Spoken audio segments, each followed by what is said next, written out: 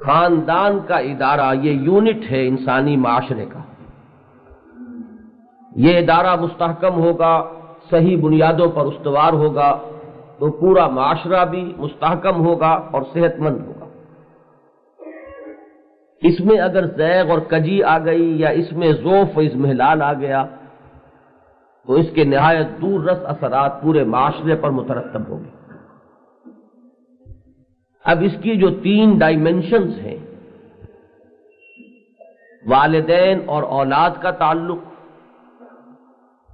شوہر اور بیوی کا تعلق،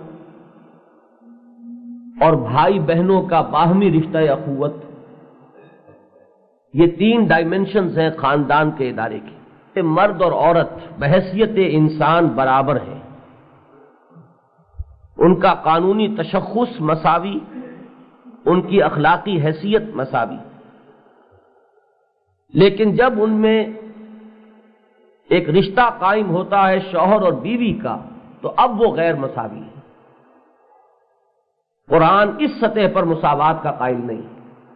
الرجال قوامون علی النساء. اب خاندان کے ادارے کے استحکام کا دار و مدار اس پر ہے کہ مرد شوہر جو ہے وہ ذمہ دار ہو، وہ سربراہ ہو، وہ حاکم ہو گھر پر، اور بیوی اس کے تابع ہو. اس کے بغیر گھر کا نظم جو ہے وہ درہم برہم ہو جائے گا، مزمحل ہو جائے گا، اور اس کے اثرات پھر اولاد کی تربیت پر مترتب ہوں گے. وہی سرکشی اولاد میں ہوگی، وہی نظم کی پابندی سے ابا اولاد کے اندر بدرجہ اتم پیدا ہو جائے. نبی اکرم صلی اللہ علیہ وسلم نے کتنی تاکید فرمائی ہے. ایک طرف بیوی کے بارے میں آپ کا یہ فرمان کہ اگر میں کسی انسان کو حکم دیتا کہ کسی دوسرے انسان کو سجدہ کرے تو میں بیوی کو حکم دیتا کہ شوہر کو سجدہ کرے. دوسری طرف شوہروں کو یہ تاکید کہ خیرکم خیرکم الی نسائکم وانا خیرکم لاہلی. تم میں سے بہترین لوگ وہ ہیں جو اپنی بیویوں کے حق میں بہترین ہوں، اور جان لو کہ میں تم میں بہترین رویہ اختیار کرنے والا ہوں اپنے گھر والوں کے حق میں. یہ تاکید کہ یہ جان لو کہ الدنیا متاع، یہ دنیا بس استعمال کی برتنے کی چیز ہے، یہ مستقل جائے رہائش ہے ہی نہیں، یہاں سے تو جانا ہے. وَخَيْرُ مَتَاعِهَا الْمَرْأَةُ الصَّالِحَةُ. لیکن اس دنیا میں انسان کو جو اعلیٰ ترین متاع، جو بہترین دولت، جو قیمتی ترین شے مل سکتی ہے وہ ایک نیک بیوی. اب آج میں چاہتا ہوں کہ جو تیسرا یہ جو رشتہ ہے شوہر اور بیوی کا، خود اس کی ان 2 ڈائمنشنز کے علاوہ ایک تیسری ڈائمنشن ہے جو سب سے زیادہ نازک ہے، اور وہ ہے باہمی اعتماد. شوہر کو بیوی پر اعتماد ہو، اس کے چال چلن پر، اس کے کردار پر، اس کے عصمت و عفت پر، اور بیوی بھی پورا بھروسہ رکھتی ہو اپنے شوہر کے کردار اور چال چلن پر. واقعہ یہ ہے کہ اس رشتے میں جو اصل مطلوب کیفیات ہے وہ صرف کس طرح پیدا ہو سکتی ہے. اگر بیوی یہ محسوس کرے کہ میرا شوہر کہیں ادھر ادھر متوجہ ہے یا گندگی میں منہ مارتا ہے تو ظاہر بات ہے کہ اب شوہر کے لیے اس کے وہ تعلقات، اس کے لیے دل میں وہ احساسات و جذبات ہو ہی نہیں سکتے کہ جن کی وجہ سے وہ پہلے دونوں باتیں جو ہیں وہ کسی درجے میں بھی پوری ہو سکیں. اور اگر شوہر کو یہ گمان ہو بیوی کے بارے میں تب تو یوں سمجھیے کہ وہ خاندان کا ادارہ منہدم ہو گیا، ختم ہوا. مجھ سے ایک صاحب نے جب یہ بات کہی، لبنان کے ایک دیندار نوجوان نے کہی. عباد الرحمان کا ایک حلقہ لبنان میں تھا، مجھے معلوم نہیں کہ اب ان کا کیا حال ہے. بڑے نیک لوگ، لیکن معاشرہ جو ہے جس میں وہ رہ رہے ہیں اس کے بارے میں اس نوجوان نے بڑے دکھ بھرے انداز میں یہ کہا کہ ہمیں کچھ پتہ نہیں کہ ہمارے پیچھے ہماری بیویاں کیا کرتی. آپ اندازہ کیجئے کہ جس شوہر کو یہ اطمینان نہ ہو، یہ اعتماد نہ ہو، اس کی زندگی جو ہے واقعتاً اس دنیا میں وہ جہنم کے گڑھے میں زندگی بسر ہوتی ہے۔ یہ جو سیکس ڈسپلن ہے، اس کو نافذ کرنا چاہتا ہے قرآن مجید پوری شدت کے ساتھ۔ اصل مقصد یہ ہے، لیکن اس کے لیے قرآن مجید کا پروگرام دو گنا ہے، ٹو پرونگڈ اٹیک۔ یک طرفہ اقدام سے بات نہیں بنے گی۔ ایک طرف تو جو سب سے بڑے کبیرہ گناہ ہیں ان میں قرار دیا گیا زنا کو، اور جو سخت ترین سزائیں ہیں وہ معین کی گئی اس جرم کی۔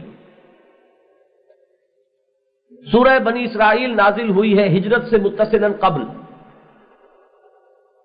اور اس کے تیسرے اور چوتھے رکوع کی حیثیت ایک طرح سے نبی اکرم صلی اللہ علیہ وسلم کے مینیفیسٹو کی ہے کہ اگر ہمارا اپنا معاشرہ قائم ہو تو ہم کن ویلیوز کو پروموٹ کریں گے، کن چیزوں کو ایریڈیکیٹ کریں گے۔ ہمارے اپنے کانسیپٹس ہیں گڈ اینڈ ایول کے، سوشل ویلیوز کیا ہیں جنہیں ہم پروموٹ کریں گے، اور ہمارے نزدیک سوشل ایولز کون سی ہیں کہ جن کی ہم بیخکنی کریں گے اگر ہمیں آزادی اور اختیار حاصل ہو جائے۔ ہر جماعت، ہر تحریک کا ایک مینیفیسٹو ہوتا ہے، کمیونسٹ مینیفیسٹو۔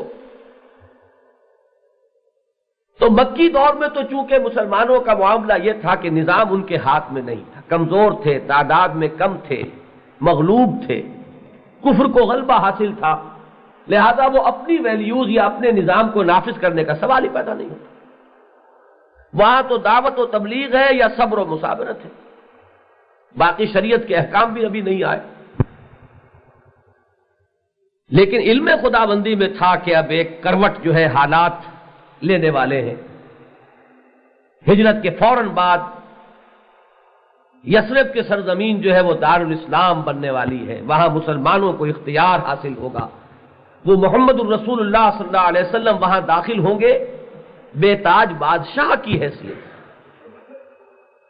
لہذا پہلے سے سورہ بنی اسرائیل میں اسی میں ہجرت کی طرف اشارہ بھی ہے، وَقُلْ رَبِّ ادخلنی مدخل صدق واخرجنی مخرج صدق واجعل لی من لدنک سلطانا نصیرا۔ اور کہو اے محمد صلی اللہ علیہ وسلم، اے رب میرے مجھے داخل فرما، وہ داخلہ ہو خلوص اور صدق کے ساتھ، سچائی کے ساتھ اور راست بازی کے ساتھ، اور جہاں سے مجھے نکال رہا ہے تو مجھے نکال خلوص اور راست بازی اور صداقت کے ساتھ، اور مجھے وہ غلبہ عطا فرما جو میرے اس مشن کی تکمیل میں میرا ممد اور معاون، وَاجْعَلْ لِي مِن لَّدُنْكَ سُلْطَانًا نَصِيرًا۔ تو یہی تو اشارہ ہے ہجرت مدینہ کی طرف۔ اس کے بعد جو حالات آنے والے وہ اللہ کے علم میں، لہذا پہلے ہی وہ دو رکوعوں میں جو آیات آئی ہے اس میں وہ سارے معاملات آ گئے، اس میں آغاز بھی وہاں سے ہوا، اول و آخر تو شرک کی جڑ کاٹی جائے گی۔ توحید اصل الاصول ہے اس دین کا، پورا نظام جو بنے گا توحید پہ بنے گا۔ وَقَضَىٰ رَبُّكَ أَلَّا تَعْبُدُوا إِلَّا إِيَّاهُ، یہاں سے بات شروع ہوئی اور ختم ہوتی ہے چوتھے رکوع کے آخر میں وَلَا تَجْعَلْ مَعَ اللَّهِ إِلَٰهًا آخَرَ۔ اور اس کے بعد سب سے پہلی بات وہ جس سے میں نے گفتگو شروع کی تھی، وَبِالْوَالِدَيْنِ إِحْسَانًا إِمَّا يَبْلُغَنَّ عِندَكَ الْكِبَرَ أَحَدُهُمَا أَوْ كِلَاهُمَا فَلَا تَقُل لَّهُمَا أُفٍّ وَلَا تَنْهَرْهُمَا وَقُل لَّهُمَا قَوْلًا كَرِيمًا۔ اس کے بعد آگے چل کر آتا ہے وَلَا تَقْرَبُوا الزِّنَا إِنَّهُ كَانَ فَاحِشَةً وَسَاءَ سَبِيلًا۔ یہاں یہ نہیں فرمایا وَلَا تَزِنُوا، زنا نہ کرو، وَلَا يَزْنُونَ سورہ الفرقان میں آیا ہے، لا تزنوا نہیں آیا، بلکہ وَلَا تَقْرَبُوا الزِّنَا، زنا کے قریب تک نہ پھٹکو۔ یہ انداز بیان کیوں اختیار کیا گیا؟ تاکہ ایک تو ہدف معین ہو جائے کہ اصل میں ہمارے نزدیک ایک بہت بڑا سوشل ایول جو ہے وہ زنا ہے، اور اس کو اپنے معاشرے میں سے ختم کرنا ہے، بے قلی کرنی ہے، استیصال کرنا ہے، اس کے امکانات کا سد باب کرنا ہے، اس کے محرکات پر دور دور تک قدغنیں عائد کرنی ہے، جس سے اس کے لیے تحریک پیدا ہوتی ہو، ان سب چیزوں کی بندش کرنی ہے۔ تو یہ تو ہدف ہے، گول ہے۔ وَلَا تَقْرَبُوا الزِّنَا إِنَّهُ كَانَ فَاحِشَةً وَسَاءَ سَبِيلًا، زنا کے قریب تک نہ پھٹکو، اس لیے کہ وہ بہت ہی فحش بات اور بہت ہی برا راستہ ہے۔ تو تقربو فرمایا، یہ ہے اصل میں فلسفہ کہ اگر آپ کو یہ کہنا ہو کہ فلاں چوک میں بڑا زبردست خطرہ ہے، وہاں کوئی نہ جائے، تو دور دور تک جتنی سڑکیں اس چوک تک جانے والی ہیں وہاں آپ وہ وارننگ کے نشانات لگائیں، یا وہاں آپ کارڈون آف کر دیں اس ایریا کو کہ کوئی وہاں غلطی سے بھی بھولا چوکا بھی وہاں نہ پہنچ جائے۔ یہ ہے انداز قرآن مجید کا، وَلَا تَقْرَبُوا الزِّنَا إِنَّهُ كَانَ فَاحِشَةً وَسَاءَ سَبِيلًا۔ اب اس کے لیے تدبیر کیا کی؟ نمبر 1، جیسا کہ میں نے عرض کیا، زنا کے لیے سخت ترین سزا، کیونکہ یہ میرا اس وقت موضوع نہیں ہے، صرف ذکر کر رہا ہوں اپنے اس آئلی نظام کے ضمن میں۔ شادی شدہ مرد یا عورت کے لیے زنا کی حد سنسار ہے، رجم۔ اس میں شک و شبہ ہو سکتا ہے صرف ان لوگوں کو جو صرف قرآن کو مانتے ہو اور سنت رسول کو نہ مانتے ہو، انہیں حق ہے، اس لیے کہ قرآن میں رجم کا حکم نہیں ہے، اس میں کوئی شک نہیں۔ ہم کہیں سے آیت جو ہے وہ گھڑ کر قرآن میں شامل نہیں کر سکتے معاذ اللہ اپنی بات کو ثابت کرنے کے لیے۔ یہ صحیح ہے کہ رجم کی سزا قرآن میں نہیں، لیکن اسلام صرف قرآن پر مبنی نہیں ہے، یہ قرآن اور سنت رسول دونوں پر مبنی، اور یہ اللہ کا بڑا شکر ہے، بڑا کرم ہے اس کا۔ اور ہو سکتا ہے بہت سے لوگ تو اس پر بڑا پیچ و تاب کھاتے ہوں۔ ہمارے ہاں جب بھی کوئی دستوری خاکہ بنا ہے، اس میں اس کی ریاست کی اسلامی نوعیت کو معین کرنے کے لیے الفاظ یہی آئے ہیں، no legislation will be done repugnant to the Quran and the Sunnah. اگر کہیں خدا نہ خواستہ اس وقت کمٹ ہو جاتا لفظ سننا، تو بہت بڑی مصیبت ہوتی ہم لوگوں کے لیے کہ ہمیشہ سے ایک چیز کو ایک آتھینٹسٹی حاصل ہو جاتی ہے کہ چلا آ رہا ہے، یہ اس پر کیوں اضافہ کروانا چاہتے ہو؟ تو اللہ کا شکر ہے کہ پوری جو ہماری یہ 35 سالہ تاریخ ہے، اس میں جب بھی کوئی خاکہ بنا ہے اس میں یہی الفاظ آئے، قرآن اور سنت۔ اگر یہ نہ ہوتا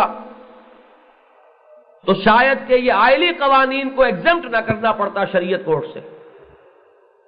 سب سے بڑی رکاوٹ تو یہی سنت ہے، ورنہ سنت کو ہٹا دیجئے تو قرآن مجید کو موم کی ناک بنانا انتہائی آسان ہے، جدھر چاہیں لے جائیں، جو چاہے تعبیر کر دیجئے، جس طرح چاہے انٹرپریٹ کر دیں، ذرا سی چرب زبانی ہو، ذرا سی طلاقت لسانی ہو، جو چاہے آدمی قرآن مجید سے نکال لے۔ یضل بہ کثیرا ویہدی بہ کثیرا، اللہ اسی قرآن سے بہتوں کو گمراہ کرتا ہے اور بہتوں کو ہدایت دیتا ہے۔ تو یہ ذہن میں رکھیے کہ الحمدللہ ثم الحمدللہ ہمارے ہاں ہمیشہ قرآن اور سنت، اور کوئی شخص یہ نہیں کہہ سکتا کہ حضور نے رجم نہیں کیا۔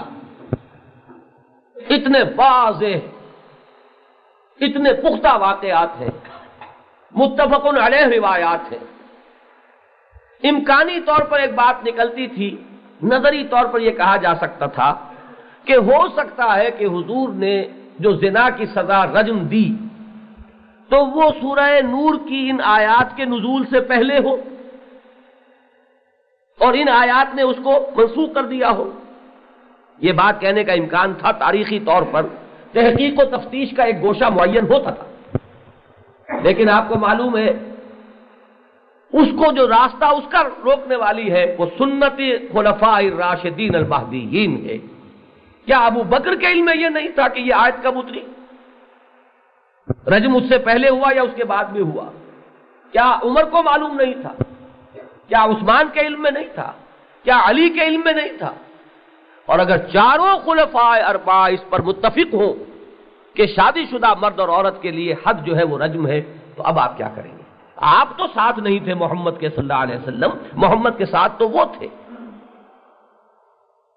اور قرآن سے وفاداری آپ کی معاذ اللہ کہیں زیادہ نہیں ہے ابو بکر اور عمر اور عثمان اور علی کی وفاداری سے رضی اللہ تعالی عنہم اجمعین، جو پیٹ میں درد اٹھ رہا ہے قرآن مجید کا۔ اس سے بھی آگے چلیے، ائمہ اربع، امام ابو حنیفہ، امام شافعی، امام مالک، امام احمد ابن حنبل، چاروں ان میں سے کوئی بھی نہ سمجھا۔ یہ جان لیجئے اگر نیت درست ہے تو کوئی شخص بھی کہ جو اس دائرے سے باہر نکلنے کی جرات کر رہا ہے، میں سمجھتا ہوں کہ بڑی جسارت کر رہا ہے، بڑی ڈھٹائی کا معاملہ کر رہا ہے دین کے معاملے میں، اور بڑے خطرے میں اپنے آپ کو مبتلا کر رہا ہے۔ یہ تو ہو سکتا ہے کہ ایک معاملے میں امام ابو حنیفہ کی رائے اور ہو، امام مالک کی اور ہو، چلیے ٹھیک ہے، اب آپ ان کی دلیلیں دیکھیے، اگر امام مالک کی رائے پر دل ٹھک جائے کر لیجیے، اختیار دائرے میں ہے۔ لیکن جن چیزوں پر ان چاروں کا اجماع ہو گیا ہو، اس سے ادھر ادھر ہونا، یہ بہت بڑا دعویٰ ہے۔ وہ جو حالی نے کہا تھا پھر ایسا دعویٰ نہ کیجئے گا، یہ دعویٰ نہیں، ادعا ہے، اس سے بھی بہت بڑی چیز۔ تو ایک طرف تو یہ ذہن میں رکھیے کہ شادی شدہ مرد اور عورت کے لیے رجم، اور غیر شادی شدہ اگر ہے تو اس کے لیے کوڑے، 100 کوڑے۔ اور اس کے سلسلے میں جو قرآن مجید میں الفاظ آئے ہیں اس سے اندازہ ہوتا ہے کہ اس کی کیا نوعیت ہے۔ یہ ایگزمپلری پنشمنٹ دینی مقصود ہے۔ چنانچہ فرمایا گیا کہ جب یہ سزا دی جا رہی ہو وَلَا تَأْخُذْكُمْ بِهِمَا رَأْفَةٌ فِي دِينِ اللَّهِ إِن كُنتُمْ تُؤْمِنُونَ بِاللَّهِ وَالْيَوْمِ الْآخِرِ وَلْيَشْهَدْ عَذَابَهُمَا طَائِفَةٌ مِّنَ الْمُؤْمِنِينَ۔ جب یہ حد کا اجرا ہو تو اہل ایمان کی ایک جماعت کو موجود رہنا چاہیے کہ اپنی نگاہوں سے دیکھے کہ کیا ہو رہا، یہ کہیں تنہائی میں چھپ کر نہیں، برسر عام یہ سزا دی، اور تمہیں کہیں دل میں تمہاری نرمی جو ہے اللہ کے اس حکم کے آگے آڑے نہ آ جائے۔ ابو بکر سے زیادہ رحیم نہیں ہو تم نوع انسانی کے حق میں، اور محمد سے بڑھ کر کوئی رحیم اور شفیق ہو ہی نہیں سکتا صلی اللہ علیہ وسلم۔ انہوں نے رجم کرایا، حضرت ماعز کو کرایا، غامدیہ خاتون کو کرایا۔ کس طرح کرایا وہ بھی پورا واقعہ وقت نہیں ہے میرے پاس کہ میں بیان کروں۔ امکانی حد تک حضور نے یہ کوشش کی کہ کسی طرح یہ اپنا اقرار کر رہی ہے، کسی طرح کوئی معاملہ ایسا نکال لوں کہ جس سے اس کو اس سزا سے بچا سکوں۔ لیکن جب وہ اللہ کی بندی ڈٹی ہوئی ہے کہ نہیں حضور مجھ سے یہ خطا ہوئی ہے، مجھے پاک کر دیجئے، میں وہ آخرت کی سزا سے بچنا چاہتی ہوں، دنیا کی سزا ہو جائے۔ 3 مرتبہ اسے لوٹایا ہے حضور نے، لیکن چوتھی مرتبہ جب آئی ہے تو رجم کیا ہے۔ اور کسی کے زبان سے یہ نکل گیا ہے کہ کیسی بے حیا عورت ہے، تو حضور نے جھڑکا ہے اس کو اور فرمایا ہے کہ اس نے وہ توبہ کی ہے کہ اگر تمام جو مدینے کے رہنے والے ہیں ان سب پر تقسیم کر دی جائے تو سب کی نجات کے لیے کافی ہوگا۔ تو رحمت اور شفقت کا یہ عالم ہے کہ ایک لفظ بھی اس کے لیے کسی سے گوارا نہیں ہے سننا کہ کوئی بے حیا کہہ دے اس کو، لیکن یہ کہ اللہ تعالیٰ کا حکم ہے، اس کی تنفیذ ہوگی۔ وَلَا تَأْخُذْكُمْ، تمہیں نہ پکڑ لے بِهِمَا رَأْفَةٌ فِي دِينِ اللَّهِ، ان دونوں کے معاملے میں، اللہ کے اس دین کے معاملے میں کوئی نرمی اور کوئی رحم دلی جو ہے وہ آڑے نہ آنے پائے۔ ان کنتم تؤمنون باللہ والیوم الآخر، اگر تم واقعتاً یقین رکھتے ہو اللہ پر اور یوم آخر پر، وَلْيَشْهَدْ عَذَابَهُمَا طَائِفَةٌ مِّنَ الْمُؤْمِنِينَ، اور چاہیے کہ ان کی سزا کو اہل ایمان کی ایک جماعت اپنی آنکھوں سے دیکھے، اس لیے کہ اس میں اصل جو ہے عبرت پذیری ہے، عبرت۔ ابھی میں چند دن ہوئے پشاور میں تھا، مجھے وہاں جو کچھ معلوم ہوا، کیونکہ اس سے پہلے کبھی زیادہ میرا ادھر آنا جانا نہیں ہوا ہے، تو فاٹا ایک ادارہ ہے، فیڈرلی ایڈمنسٹرڈ ٹرائبل ایریاز، اس کی ڈیولپمنٹ کی کارپوریشن ہے بہت بڑی، اس کے چیئرمین جو ہے وہ خود قبائلی ہیں۔ انہوں نے بتایا ہمارے ہاں امکان نہیں ہے کہ کوئی شخص کسی عورت کی طرف کسی برا نگاہ سے دیکھ، سوال ہی پیدا نہیں، اس لیے کہ اس کی سزا میں 1 جان نہیں 2 جانیں لیتے ہیں ہم، نہ صرف اس شخص کی بلکہ اس کے ساتھ ایک اور اس کا بھائی جو ہے وہ بھی لیا جائے، کہ شاید یہ اپنی جمعیت کے بل پر یہ معاملہ کر رہے ہیں، تو کیا سوال پیدا ہوتا ہے؟ تو اسلام کا جو حدود اور تعزیرات کا فلسفہ ہے وہ جان لیجئے، وہ یہی ہے کہ سخت ترین سزا ہو تاکہ ادھر آنکھ اٹھانے کی ہمت کسی میں نہ رہے۔ تو ایک تو یہ ہے یہ 2 pronged اٹیک جو میں کہہ رہا تھا کہ زنا کے استیصال کے لیے، اور وہ کیوں مقصود ہے؟ تاکہ شوہر اور بیوی کے رشتے میں اعتماد کی مٹھاس باقی رہے۔ اگر یہ اعتماد کی مٹھاس نہ رہی تو یہ رشتہ مجروح ہو جائے گا، یہ رشتہ مجروح ہوا تو معاشرے کے بندھن ڈھیلے ہو جائیں گے، معاشرے کی بنیاد اسی رشتے پر ہے۔ لہذا زنا کا استیصال ہو، زنا کے استیصال کے لیے نمبر 1 تو یہ کہ اس کی پنشمنٹ اتنی سخت رکھی جائے، اور دوسرے یہ کہ جو محرکات زنا ہیں ان کو بند کیا جائے۔ میں نے کئی دفعہ عرض کیا ہے کہ ٹیلی ویژن پر جو ایک مکالمہ یا مذاکرہ ہوا تھا اس موضوع پر، حدود پر، مرزا منور صاحب بھی اس میں تھے اور جسٹس چیمہ صاحب تھے، میں نے وہاں یہی بات کہی تھی کہ اس معاملے میں، سیکس کرائم کے معاملے میں اگر یک طرفہ معاملہ کیا گیا کہ صرف سزا نافذ کی گئی، اور جو دوسرا پہلو ہے دین کا، دین کے احکام کا اور تعلیمات کا، اس پر عمل درآمد نہ کیا گیا تو یہ لوگوں پر بھی ظلم ہوگا اور خود دین پر بھی ظلم ہوگا۔ یہ دو طرفہ ظلم ہے۔ اسلام نے جہاں وہ اس قدر شدت برتی ہے، وہاں ساتھ ہی یہ ہے کہ احکام دیے ہیں پردے، سیگریگیشن آف سیکسز، ان کو علیحدہ رکھو۔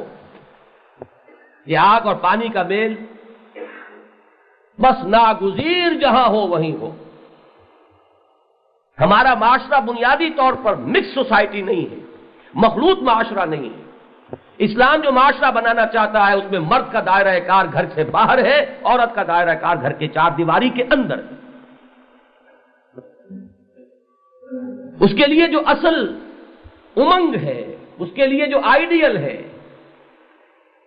اقبال کے ایک شعر کے حوالے سے بیان کر دیتا ہوں، بطول باش، آئیڈیل کون ہے؟ فاطمہ الزہرا رضی اللہ تعالی عنہا۔ بطول باش، بطول بنو۔ یہ پیغام ہے اقبال کا اس قوم کی بیٹیوں اور بہنوں کے لیے۔ بطول باش و پنہا شو ازیں اصل، اس تہذیب سے، اس دور حاضر سے پنہا رہو، چھپی رہو، باہر نہ آؤ۔ اس تہذیب سے اپنے آپ کو دور رکھو۔ بطول باش و پنہا شو ازیں اصل کہ در آغوش شبیر بگیری، تب تمہاری آغوش میں کوئی حسین جو ہے وہ آنکھ کھولے گا۔ اگر وہ گود نہیں ہے فاطمہ کی تو حسین کہاں سے آ جائیں گے رضی اللہ تعالی عنہ؟ حسن کہاں سے آ جائیں گے رضی اللہ تعالی عنہ؟ وہ تو گہوارہ جو ہے، جیسا گہوارہ ہوگا ویسی چھاپ پڑے گی، ویسا کردار وجود میں آئے گا، ویسی اولاد اٹھے گی، وہی ان کی امنگیں ہوں گی۔ بطول باش و پنہا شو ازیں عصر کہ در آغوش شبیر بگیری۔ تو یہ ایک علیحدہ علیحدہ معاشرہ ہے، بالکل ناگزیر، اور کہیں ایمرجنسی کا معاملہ ہو، ڈاکٹر کا معاملہ ہے، مریضہ ہے، ان کا کوئی اگر ہے رابطہ، ٹھیک ہے، جس حد تک جسم کا کھولنا اس کے سامنے ضروری ہے، ٹھیک ہے، مجبوری ہے۔ کہیں آگ لگ گئی ہے، وہاں نہیں پردے کے احکام دیکھے جائیں گے۔ اس بلڈنگ میں سے اگر خواتین کو، بچوں کو نکالنا ہے تو وہاں یہ احکام آڑے نہیں آئیں گے۔ کہیں ایمرجنسی ہے، جنگ کا معاملہ ہے، اس میں اگر کوئی خواتین کی بھی خدمات ہو تو وہ چیز ایک ایکسیپشن شمار ہوگی، that's not the rule. Normal حالات میں عورت کا دائرہ وقرن فی بیوتکن ولا تبرجن تبرج الجاہلیۃ الاولی۔ میں ابھی وہ آیات آپ کو پڑھ کر سناؤں گا۔ دوسری طرف پردے کے دو احکام دیے ہیں۔ میں اس موضوع پر ذرا آج آپ کو چاہتا ہوں کہ ایک بات اچھی طرح سمجھ لیجئے، جس کے نہ سمجھنے کی وجہ سے بعض حضرات اور خواتین مغالطے میں، بعض لوگ تو جان بوجھ کر شرارت نفس کی بنیاد پر کرتے ہیں جو کرتے ہیں، ان سے تو بحث نہیں۔ سوئے ہوئے کو جگایا جا سکتا ہے، جاگتے کو تو جگانا ممکن ہی نہیں، سیدھی بات۔ جو جانتے بوجھتے شرارت نفس کی وجہ سے کرتے ہوں ان سے گفتگو نہیں ہے، لیکن جو مغالطے میں ہوں وہ آج بات سمجھ لیں۔ سورہ نور کی کچھ آیات کو لے کر اس سے اس پردے کے احکام مستنبط کرنا بہت بڑی غلطی، بہت بڑا مغالطہ ہے، بہت بڑی غلط فہمی۔ اسلام نے مسلمان عورت کو دو پردے دیے۔ ایک پردہ ہے گھر کے اندر کا پردہ۔ عجیب تماشے آج کل آپ کو نظر آئیں گے بعض عرب ممالک میں، یہاں تک کہ سعودی عرب میں، کیونکہ وہاں قانون نافذ ہے، کوئی عورت بغیر برقعے کے نکل نہیں سکتی، تو وہ نکلتی تو ہے برقعے میں، اور برقع جب اتارتی گھر میں جا کر تو منی اسکرٹ میں ہے۔ وہ اس گھر کے اندر والے پردے کو نہیں جانتی، وہ باہر والا پردہ جو ہے وہ تو حکومت نے نافذ کیا ہوا ہے۔ وہ تو ڈنڈے کے زور سے ہے، لیکن وہ اندر بھی کوئی پردہ ہے جو دین نے دیا ہے وہ اس کے علم میں نہیں۔ اور ہمارے ہاں جو ہو رہی ہے بالکل دوسری بات، برعکس بات، کہ وہ اندر والے پردے کو باہر، گھر سے باہر والے پردے پر اس کا اطلاق کیا جا رہا ہے۔ یہ ہے اصل غلط فہمی، یہ ہے اصل مخالفت۔ چنانچہ ایک پردہ ہے عورت کا، جسم کا پردہ، جس کو ہم کہتے ہیں ستر۔ یہ ستر مرد کے لیے بھی عورت کے لیے بھی ہے۔ مرد کا ستر ہے صرف ناف کے اوپر سے لے کر گھٹنے کے نیچے تک، ناف بھی ڈھکی ہونی چاہیے، گھٹنا بھی ڈھکا ہونا چاہیے، باقی جسم جو ہے وہ ستر نہیں ہے۔ وہ اگر کھلا ہو تو کوئی بات نہیں۔ عورت کا ستر کیا ہے؟ صرف چہرے کی ٹکیا کھلی ہو، سر کے بال نہیں، سر نہیں، چہرے کی ٹکیا، کلائی سے باہر کا ہاتھ اور ٹخنے سے نیچے کا پاؤں، صرف یہ کھل سکتے ہیں، باقی عورت کا پورا جسم ستر ہے۔ بقیہ جتنا جسم ہے عورت کا وہ صرف کھل سکتا ہے شوہر کے سامنے، نہ باپ کے سامنے کھل سکتا ہے، نہ بیٹے کے سامنے کھل سکتا ہے، نہ بھائی کے سامنے کھل سکتا ہے۔ پہلا پردہ یہ ہے اصل میں۔ اول تو سب سے پہلا یوں سمجھیے کہ لائن آف ڈیفنس وہ یہ، اور پھر یہ کہ یہ ستر جو ہے حضور نے فرمایا، لعنت فرمائی، کاسیات عاریات، اگر قانونی شق پوری کر دی ہے اور یہ جسم کا حصہ ڈھانپ لیا ہے، لیکن یا تو کپڑا اتنا باریک ہے کہ جسم جھلک رہا ہے، اور یا سلا ہوا اتنا تنگ ہے کہ جسم کے ابھار ظاہر ہو رہے ہیں، تو یہ ننگی ہیں اصل میں، یہ مکشوفات ہیں، مستورات نہیں ہیں۔ حضور نے فرمایا کچھ ایسی بھی عورتیں ہوتی ہیں اور ان پر لعنت ہو اللہ کی، کاسیات عاریات، جو سب کچھ پہننے کے باوجود ننگی ہوتی ہیں۔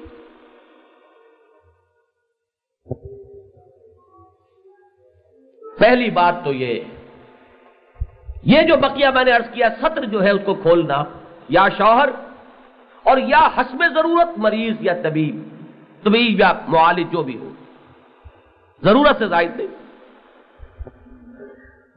یہ ہے گھر کے اندر کا پردہ۔ اس گھر کے اندر کے پردے میں ایک اضافہ اور ہے، کپڑے تو پہنے ہوئے ہیں، پھر بھی عورت کے جسم میں اللہ تعالیٰ نے ایسی کشش رکھی ہے، اور عورت کے جسم میں جو کشش ہے وہ اس لیے ہے کہ مرد میں اس کی طرف ایک میلان ہے، اور یہ ضرورت ہے ایک، یہ نہ ہو تو تمدن کی گاڑی چلے ہی نہ۔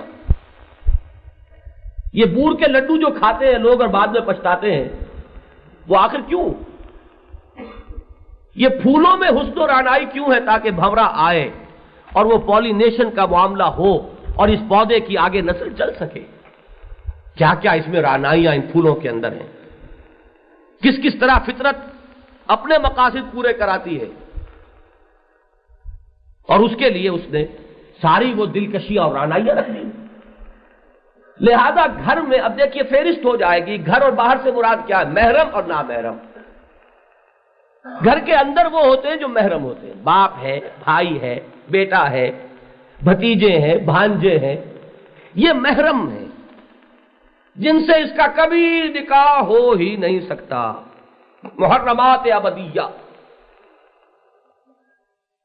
تو گھر میں تو یہی ہوتے ہیں، گھر کے اندر تو یہی آئیں گے۔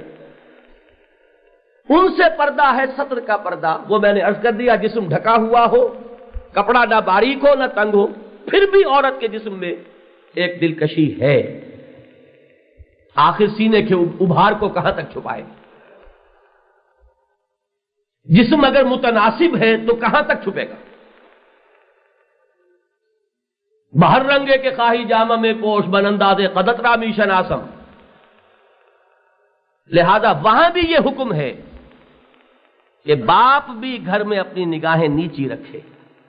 یہ غض بصر محرموں کے لیے ہے، نامحرموں کے لیے نہیں ہے۔ لوگوں نے اسی پر سارا نظام معاشرت جو ہے اس کو تعبیر کر دیا ہے، بس جی نگاہ نیچی رکھنے کا حکم ہے۔ یہ غض بصر ہے گھر کے پردے کے سلسلے میں محرموں کے لیے۔ بھائی بھی اپنی بہن کا جسم جو ہے گھور کرتا دیکھے، یہ غض بصر کا حکم۔ اب یہ جان لیجئے کہ یہ گھر کے اندر کے پردے کے احکام آئے ہیں سورہ نور میں، اور سورہ نور کی تمام سورت جو ہے اس کا جو جوڑا ہے وہ سورہ احزاب ہے، اس میں گھر کے پردے کے باہر کے احکام ہے، یعنی نامحرموں سے۔ یا تو گھر سے باہر عورت نکلے گی تو نامحرم سامنے آئے گے، یا کوئی نامحرم آ گیا ہے گھر پر دروازے پر، تب معاملہ ہوگا۔ دو ہی صورتیں ہیں۔ وہاں قرآن مجید نے الفاظ استعمال کر دیے حجاب کا بھی اور ادنائے جلباب۔ ایک تو پردہ، حجاب کا لفظ وہاں سورہ احزاب میں ہے کہ اے مسلمانوں، جب نبی کی بیویوں سے کوئی چیز مانگنی ہو فَاسْأَلُوهُنَّ مِنْ وَرَاءِ الْحِجَابِ، پردے کے پیچھے سے مانگو، حالانکہ وہ تو تمہاری مائیں ہیں۔ اگر کوئی دلیل دینی ہوتی تو یہاں سے یہ ملتی، ان سے کیا ضرورت ہے؟ نبی کی بیویوں سے تو کسی مسلمان کی شادی ہو ہی نہیں سکتی، وہ تو ان کے حق میں مائیں ہیں۔ وَأَزْوَاجُهُ أُمَّهَاتُهُمْ، اس کی بیویاں اہل ایمان کے لیے مائیں ہیں، لیکن نہیں، اگر کوئی چیز مانگنی ہو فَاسْأَلُوهُنَّ مِنْ وَرَاءِ حِجَاب، تو ان سے وہ چیزیں مانگو حجاب کے پیچھے سے۔ اور اگر باہر نکلنا پڑے مسلمان عورت کو تو کیا کرے؟ اب یہاں لفظ آیا ہے یدنین علیہن من جلابیبہن، یہ بات ہے جس کو میں سمجھا دینا چاہتا ہوں۔ سورہ نور میں الفاظ آئے ہیں وَلْيَضْرِبْنَ بِخُمُرِهِنَّ عَلَى جُيُوبِهِنَّ، میں یہ آیات ذرا پڑھ دوں گا، آخر میں اپنی تقریر کے تیزی سے ترجمہ کر دوں گا، لیکن اصل مفہوم جو ہے پہلے سمجھ لیجیے۔ گھروں میں حکم دیا کپڑے پہنو، جسم پورا ڈھکا ہوا ہو سوائے چہرے کی ٹکیا اور ہاتھ اور پاؤں کے، اور کوئی حصہ جسم کا نظر نہ آئے، کپڑے باریک بھی نہ ہو کہ پہننے کے باوجود ننگی رہے عورت، اور تنگ بھی نہ ہو کہ ابھار جو ہے جسم کے وہ نمایاں۔ مزید برآں چلیے دیکھیے، ایک شخص نے، ایک خاتون نے کوئی کرتا پہن لیا ہے، ڈھیلا ڈھالا بھی ہے، دبیز بھی ہے، لیکن وہ چھاتی کے ابھاروں کا کیا کرے گی؟ لہذا اضافی بات فرمائی، اپنی اوڑھنیوں کے بکل مار لیا کرو اپنے گریبانوں پر۔ وَلْيَضْرِبْنَ بِخُمُرِهِنَّ عَلَى جُيُوبِهِنَّ، خمار کہتے ہیں دوپٹہ، وہ دوپٹہ جو ہے اس کو اس طرح پہنو کہ تمہارے گریبانوں کے اوپر اس کا بکل آ جائے۔ یہ ہے مسلمان عورت کی تصویر، کوئی شریف مسلمان عورت، کوئی شریف زادی، اس کا نقشہ ہی ہو۔ اس کا یہ دوپٹہ صرف علامتی نہیں ہے کہ وہ رسی کی طرح گلے میں پڑا ہوا ہو اور چھلانگیں لگائی جا رہی ہوں۔ اس کے دوپٹے کا مقصد ہے سر کو ڈھانپے، گردن کو ڈھانپے، اور چھاتی کے ابھاروں کو ان کے گرد ایک بکل کی طرح پر ان کو چھپا لے، اس لیے کہ کرتے میں نہیں چھپ سکتے ہو۔ تو یہ تو ہے گھر کے پردے کے اندر، یہ تو میں عرض کر چکا، جو بھائیوں سے پردہ ہے وہ، جو باپ سے پردہ ہے وہ، جو خسر سے پردہ ہے وہ، اس میں مستثنا ہے صرف شوہر۔ گھر کے باہر آؤ تو اب یہاں خمر کی بجائے جلباب کا لفظ آیا۔ جلباب ایک بڑی لمبی سی چادر کو کہتے تھے، اور پہلے سے عرب میں ان چیزوں کا رواج تھا۔ آخری الفاظ قرآن نے ایجاد تو نہیں کیے نا، عرب ووکیبولری جو ہے اسی سے پک اینڈ چوز کیے الفاظ۔ خمار اوڑھنے کا تصور موجود تھا۔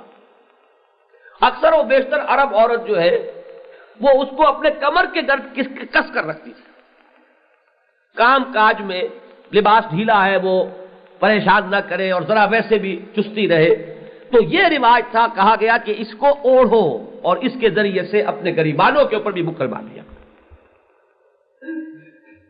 دوسری چادر تھی جلباب۔ جب گھر سے باہر کوئی نکلتی تھی شریف عورت، عرب میں بھی تو آخر اسلام کے آنے سے پہلے بھی تو شرفا بھی تھے، اور پھر لونیاں وغیرہ جو عام ملازمائیں جس طرح ہوتی، اب بھی آپ کو جاگیرداروں کے ہاں مل جائیں گے، ایک ان کے گھر کی خواتین ہیں اور ایک ان کے جو کمی کاری ہیں ان کی عورتیں۔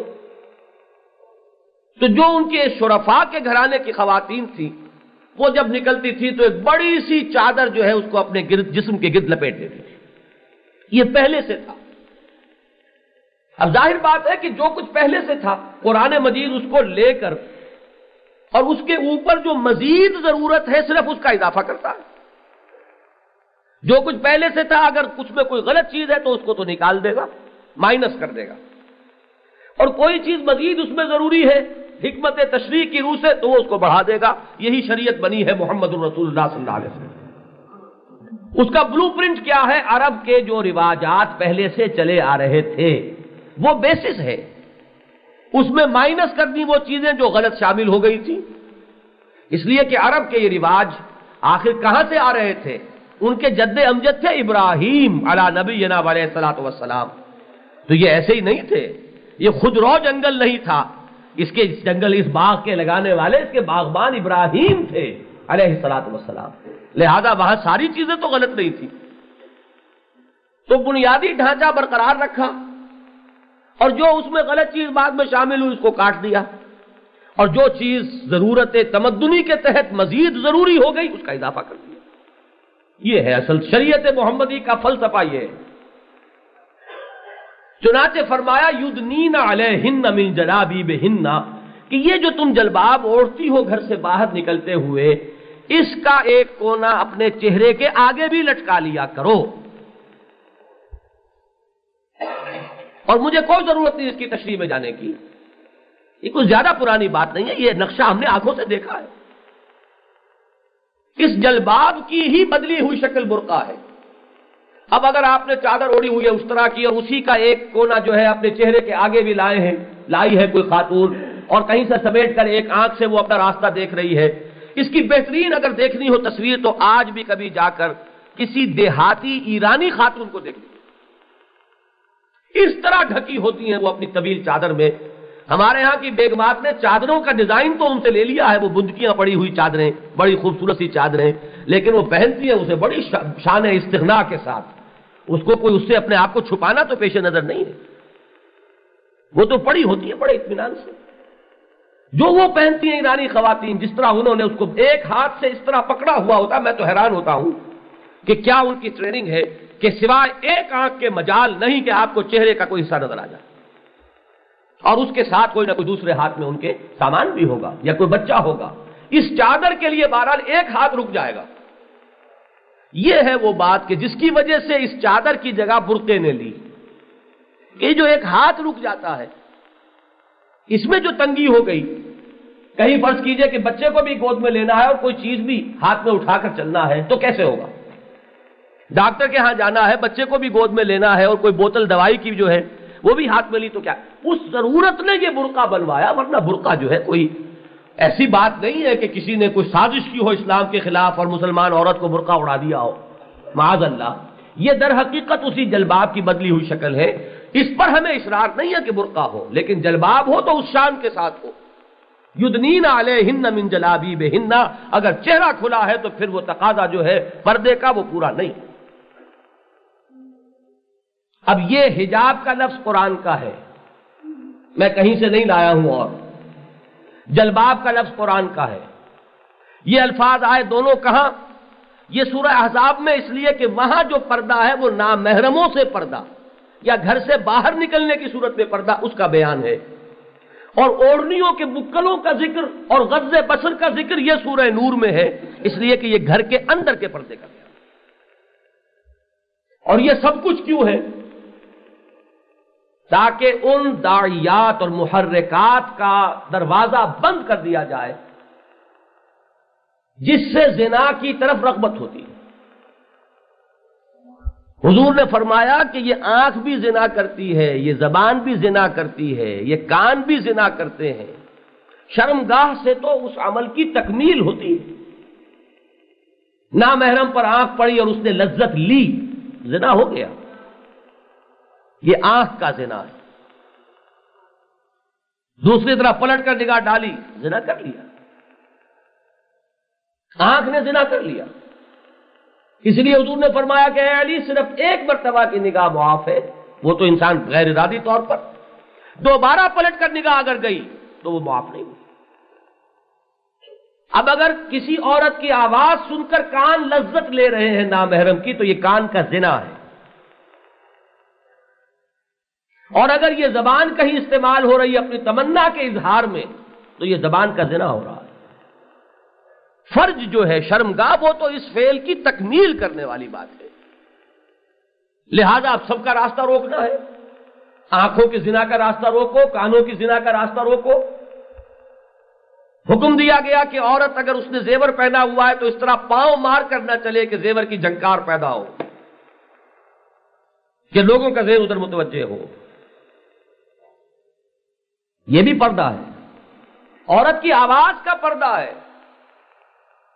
حکم دیا گیا ہے کہ اگر ضرور ہی کہیں بولنا پڑے تو بھی مسلمان عورت اپنی آواز میں ایسی کرختگی پیدا کرے بجائے لوچ کے۔ یہ لوچ جو ہے، عورت کی آواز کا لوچ، یہی تو سب سے بڑی مصیبت ہے۔ اگر اسی لوچدار آواز میں گفتگو ہوئی تو قرآن نے تو کوئی چیز ایسی مبہم نہیں چھوڑی کہ کہیں ایسا نہ ہو کہ کسی بدطینت بدسرشت انسان کے دل میں کوئی امید پیدا ہو جائے۔ ایسے کرس انداز میں بات کرو کہ کسی کے ہوش ٹھکانے آ جائے، وہ اگلی بات کرنے کی کوشش ہی نہ کرے۔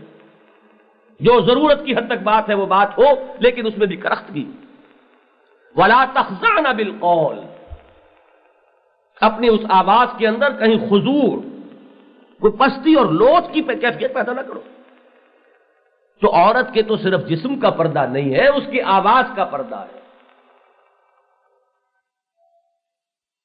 میں آپ سے عرض کرنا چاہوں گا، دیانتاً اپنے سینوں میں جھانکیے، اپنے دلوں کو ٹٹولیے، گریبانوں میں جھانکیے۔ ماننا ہے اللہ اور اس کے رسول کے احکام کو یا نہیں ماننا، یہ منافقت صحیح نہیں ہے۔ مانیں گے لیکن نہیں مانیں گے، یا تو مجھے بھی بتا دیجئے کہ تم قرآن کو غلط سمجھ رہے ہو، میں آپ کا احسان مانوں گا۔ لیکن اگر یہ نہیں، اور یہ قرآن اگر یہ یقین ہے کہ اللہ کا کلام ہے، تو پھر کہاں سے کھرچیں گے ان آیات کو؟ کیسے ان تمام احکام کو پس پش ڈال دیا گیا؟ ایک رو آئی ہے تہذیب مغرب کی، اور اس نے ہمارے سارے نقشے جو ہے کھریڑ کر رکھ لیے۔ جس کے پاس 4 پیسے ہو جائیں اس کے ہاں سے پردہ رخصت۔ جو ذرا معاشرے میں نمایاں ہو جائے، معلوم ہوا کہ وہ دقیانوسیت کی تہمت جو ہے لینے کے لیے تیار نہیں۔ تو پھر اسلام بھی دقیانوسیت ہے، اس میں کوئی شک نہیں۔ جب ہم کہتے ہیں بیک ٹو دی قرآن، تو دقیانوسیت تو ہو گئی، 1400 سال پہلے ہم لے جانا چاہتے ہیں آپ کو۔ صاف کہیے، ہمیں منظور نہیں، ہمیں پسند نہیں۔ میں بڑا اللہ کا شکر ادا کرتا ہوں، لیکن یہ جو قابل شکر بات ہے، یہ ہمارے لیے ہمارے جرم کو اور دوہرا بنانے والی بات ہے۔ ہمارے ہاں جو عظیم مفکر پیدا ہوئے، علامہ اقبال، اللہ تعالیٰ ان کی خطاؤں سے درگزر فرمائے، ان کے درجات کو بلند کرے۔ وہ کوئی بسم اللہ کے گنبد میں رہنے والا انسان تو نہیں تھا۔ وہ اس وقت یورپ گیا تھا جبکہ یورپ جانا کسی کسی کے نصیب میں ہوتا تھا۔ آج کی طرح کی بات تھوڑا ہی تھی کہ ہر میر پوریا جو ہے وہ پہنچا ہوا ہے انگلستان میں۔ لیکن یہ کہ الحمدللہ ثم الحمدللہ، اسلام کے اس سماجی نظام پر اتنا اعتماد تھا علامہ اقبال، پردے اور سطر کے ان احکام پر اتنا وثوق تھا۔ میں اللہ کا شکر ادا کر رہا ہوں کہ ان کے اندر کہیں معذرت خواہانہ انداز پیدا نہیں ہوا، کہیں اپولوجیٹک انداز نہیں ہے، وہ پردے کے اور سطر کے دونوں کی شدت سے قائم۔ تو ہم پر تو دوہری حجت ہو گئی، اللہ کی حجت اور اللہ کے رسول کی حجت تو ہے ہمیشہ سے۔ آخر سنت رسول کے ساتھ ہماری خواتین کے لیے اسوہ کون ہوں گی؟ ازواج مطہرات، حضور کی بنات مطہرات۔ حضور کی بیویاں اسوہ ہیں یا حضور کی بیٹیاں اسوہ ہیں؟ ایک بڑے شقی انسان نے، یہ جس زمانے میں میڈیکل کالج میں پڑھتا تھا، ایک خط شائع ہوا تھا، یہ دور جو ہے قلم اور کرتاس کے بھی فتنے کا دور ہے۔ جس کے جی میں آتا لکھنا شروع کر دیتا، قلم اٹھاتا ہے، اور کوئی کسی کے باپ کا سے اجازت لینی نہیں ہے، وہ کتاب شائع کر دے، پمفلٹ شائع کر دے، وہ جائے اخبارات میں شائع کرا دے، کسی سے ذرا دوستی ہو تو گھٹیا سے گھٹیا چیز آپ شائع کرا لیجئے، اگر ایڈیٹوریل سٹاف میں کہیں آپ کی پہنچے۔ آپ حیرت کریں گے کہ ایسے خطوط بھی ہمارے ہاں چھپے ہیں پاکستان ٹائمز میں۔ یہ میں بات کر رہا ہوں میں یہ سن 53-54 کی، کہ ایک شخص یہ کہتا ہے اور برملا کہتا ہے کہ ہمیں ٹھیک ہے، ہمیں معلوم ہے کہ فاطمہ بنت محمد پردہ کرتی تھی رضی اللہ تعالی عنہا و صلی اللہ علیہ وسلم، لیکن ہمیں معلوم ہے کہ فاطمہ جنا پردہ نہیں کرتی ہیں، اور آج کی مسلمان عورت کے لیے اسوہ جو ہے فاطمہ جنا ہے، نہ کہ فاطمہ زہرا۔ چھپے ہیں یہ خطوط۔ اگر رجم کے خلاف آج خطوط چھپ گئے تو یہ خطوط بھی تو چھپتے رہے ہمارے۔ آپ کے ذرائع ابلاغ پر وہ لوگ قابض ہیں جو نہیں مسلمان ہونا چاہتے، جو نہیں مسلمان رہنا چاہتے۔ یہ تو اوپر کے کوئی ڈنڈے نے انہیں سیدھا کیا ہوا ہے، ورنہ کس کا جی چاہتا ہے؟ تھوڑا سا ڈنڈا جو ہے، ورنہ تو یہاں نام نہ کہیں آپ لے سکیں اسلام کا، اور آپ کے ذرائع ابلاغ میں کہیں اس کا ذکر تک نہ آئے، اور ہو گیا ہے نا، الہدا کی بندش ہو گئی کہ نہیں ہو گئی؟ کل آپ نے پرسوں سن لیا ہوگا، کیوں رقیبوں نے رپٹ لکھوائی ہے جا کے تھانے میں۔ تو یہ میں اس وقت صرف اس اعتبار سے عرض کر رہا ہوں کہ سوچئے، غریبانوں میں جھانکیے۔ اگر تو دین وہ ہے جو کتاب اللہ میں ہے، اور دین وہ ہے کہ جو سنت رسول اللہ صلی اللہ علیہ وسلم سے ثابت ہے، تو اپنے طرز عمل پر نظر ثانی کیجیے۔ میں اپنی ان بہنوں سے کہوں گا خاص طور پر جو یہاں آتی ہیں، چل کر آتی ہیں، قرآن سننے کے لیے آتی ہیں، دین سے ایک دلچسپی رکھتی ہیں تو آتی ہیں، لیکن دین یہ ہے، میں کیا کروں، میرے گھر کا گھڑا ہوا نہیں ہے۔ یہ دین وہ ہے کہ جو کتاب اللہ اور سنت رسول اللہ سے میرے سامنے آئے، ورنہ میں بھی اسی دور میں سانس لے رہا ہوں، مجھے بھی معلوم ہے اس دور کے تقاضے کیا ہیں، اس کا رنگ ڈھنگ کیا ہے، لیکن یہ کہ ہمیں رہنا ہے، بندھے ہوئے رہنا ہے دامن محمدی کے ساتھ صلی اللہ علیہ وسلم۔ بمصطفیٰ برساخی شراک دی ہماؤس، اگر بغون رسیدی تمام بولا بیس۔ علامہ اقبال کے بعد وہ ایک شعر میں نے وہ جو کتاب بھی پچھلے دنوں یہاں جس کا میں نے ذکر کیا تھا، پاکستانی عورت دو راہے پر، اس میں مولانا ظفر علی خان کا ایک شعر بھی کوٹ کیا ہے ہم نے۔ اس میں ذرا ایک لفظ جو ہے وہ کچھ غیر شائستہ ہے، لیکن کیا کریں، موضوع ایسا ہے، اس میں اگر انہیں وہاں تک آنا پڑا تو وہ بڑا ٹھیک اپنے مفہوم کو ادا کرنے والا ہے کہ تہذیب نو کے منہ پہ وہ تھپڑ رسید کر۔ اب یہ شعر باقی وہی پڑھ لیجئے گا، میں دوسرا مصرع یہاں قرآن مجید کھلا ہوا میرے سامنے، میں نہیں پڑھتا اس کو، لیکن یہ کہ ہمارے یہ اسلاف، ہمارے یہ اکابر اس دور کے ہیں۔ اقبال کو دقیانوسی آدمی نہیں، فلسفے اور فکر کی بلندیوں پر ہے، وہ جانتا ہے۔ میں اسی لیے تو عظمت کا قائل ہوں کہ علامہ اقبال کا معاملہ صرف یہ نہیں ہے کہ وہ سیاسی نظام جانتے ہوں اسلام کا، وہ سماجی نظام بھی ٹھیک جانتے ہیں اور صحیح جانتے ہیں، اور معاشی نظام میں تو واقعہ یہ ہے کہ بہت سے دوسرے مفکر بہت پیچھے رہ گئے، سمجھا ہی صرف اقبال کو۔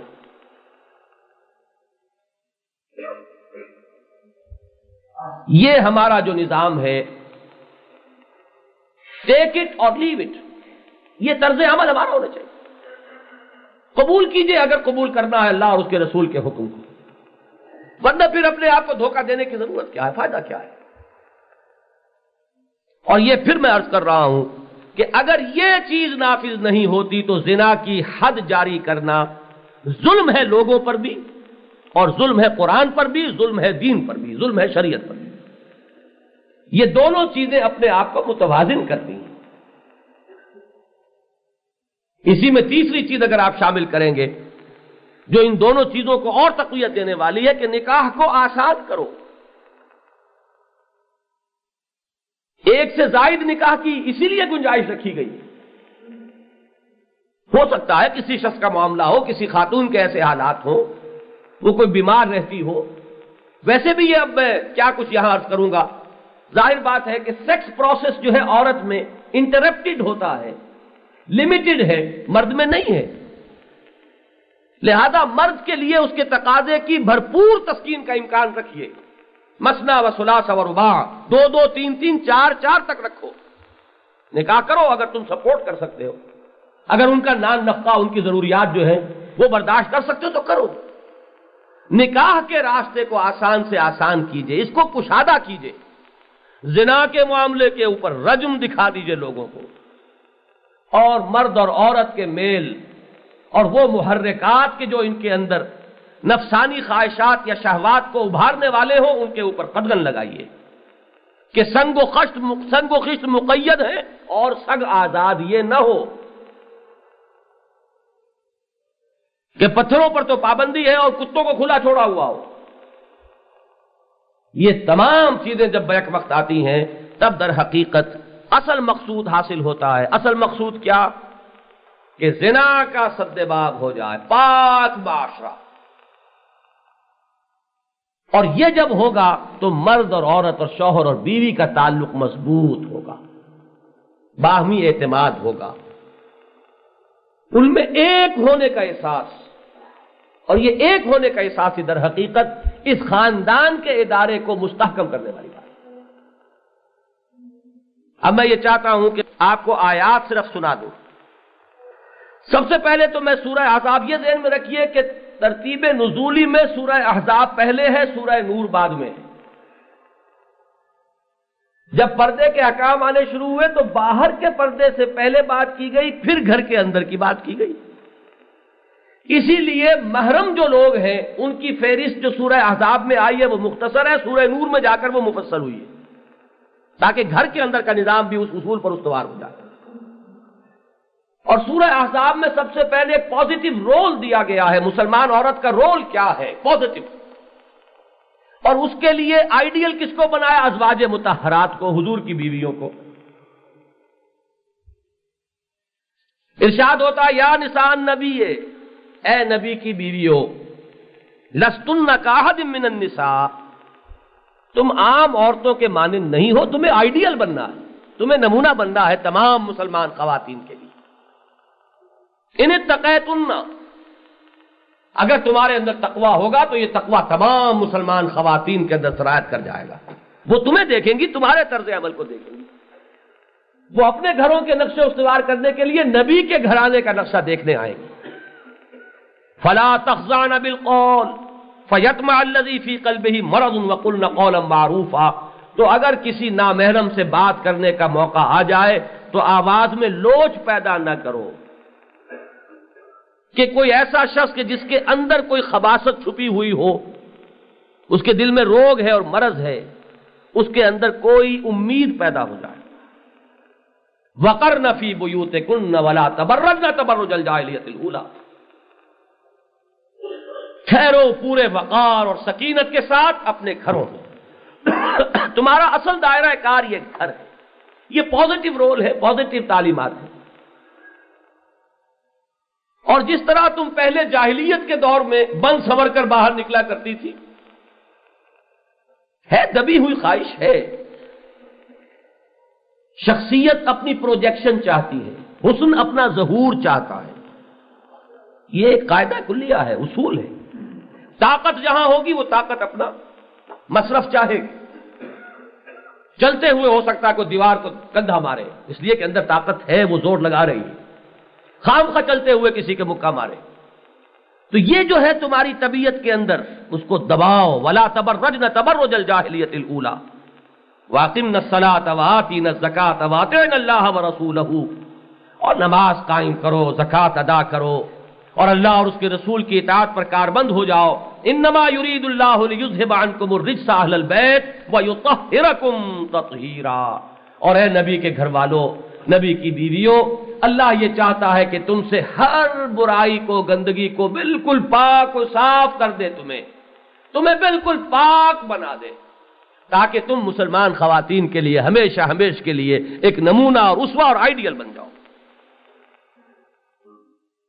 وَاذْكُرْنَ مَا يُتْلَىٰ فِي بُيُوتِكُنَّ مِنْ آيَاتِ اللَّهِ وَالْحِكْمَةِ، اور جو تمہارے گھروں میں آیات اللہ نازل ہو رہی ہیں، تمہارے گھر تو محبت وحی ہے، محمد پر کلام الہی نازل ہو رہا ہے، آیات اور حکمت، اس کو یاد کرو، اس پر قوتیں لگاؤ، اس کو سمجھو، تاکہ تمہارے ذریعے سے خواتین میں بھی یہ بات پھیلے اور خاص طور پر ام المومنین حضرت عائشہ صدیقہ کے ذریعے سے تو خواتین ہی نہیں امت کے مردوں نے نہ معلوم کتنا علم حاصل کیا ہے۔